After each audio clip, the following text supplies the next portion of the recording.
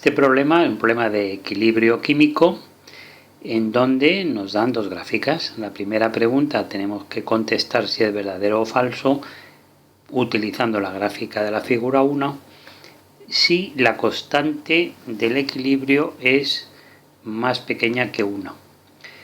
Pues vamos a ver, primero recordemos la expresión de la constante de equilibrio, K sub C. Esto se refiere a la pregunta A. Si el equilibrio es una disociación, pues solamente tenemos un producto y un reactivo. Concentración del producto, o sea que sería concentración del dióxido de nitrógeno elevado al cuadrado, coeficiente estequiométrico, y dividido entre la concentración del tetróxido de nitrógeno. No lo elevamos a nada porque tiene coeficiente estequiométrico 1. Miramos la gráfica. La gráfica nos dice las concentraciones en el tiempo de cada uno de los dos compuestos. Vemos como el N2O4 parte de una concentración 1 molar, aquí en este punto, mientras que el NO2 pues no hay nada al principio. Empieza la disociación, la concentración del tetróxido va bajando, mientras que la del dióxido va subiendo.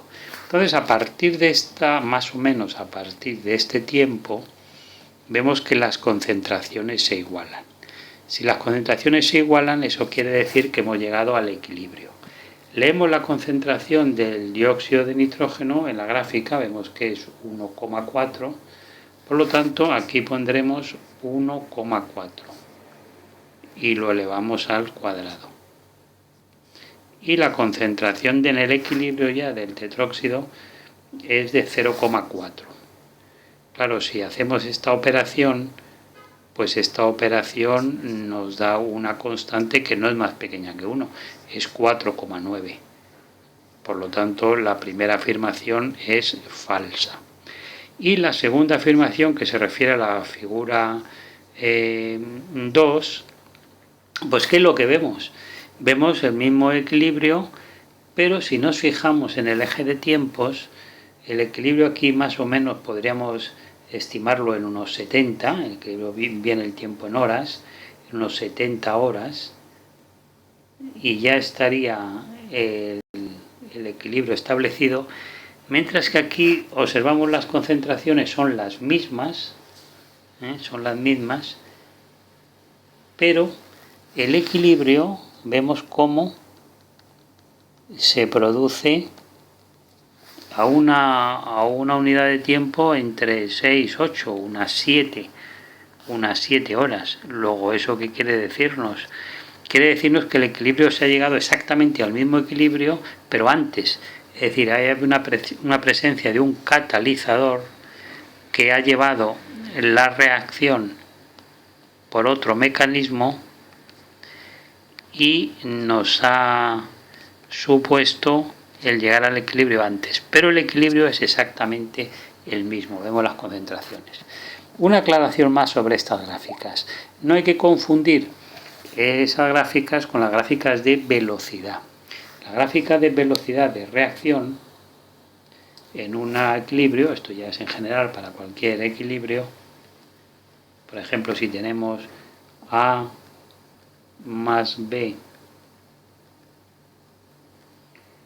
y tenemos establecido en equilibrio, por ejemplo, ponemos C, pues la velocidad de la reacción directa empieza en un valor determinado y luego va a ir disminuyendo hasta que se mantenga constante.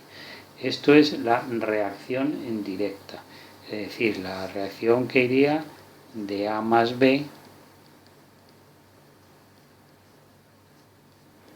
a C. Y la reacción inversa, es decir, C que dé A más B, pues empezaría en 0, lógicamente, y iría subiendo y se igualarían.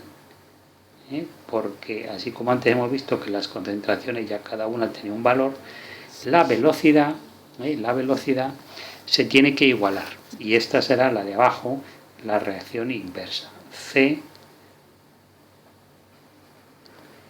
a más B. En el momento que se igualen las velocidades, el equilibrio es cuando se establece el equilibrio. Velocidad de la reacción directa igual a la velocidad de la reacción inversa, eso indica que ya se ha llegado al equilibrio.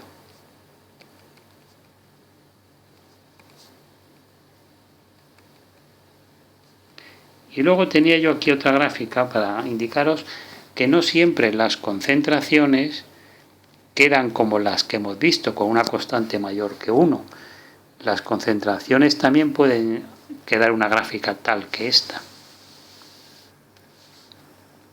Es decir, que se igualen, pero que quede más, si seguimos con el mismo ejemplo, pues que esta concentración sea la de A más B, ¿no?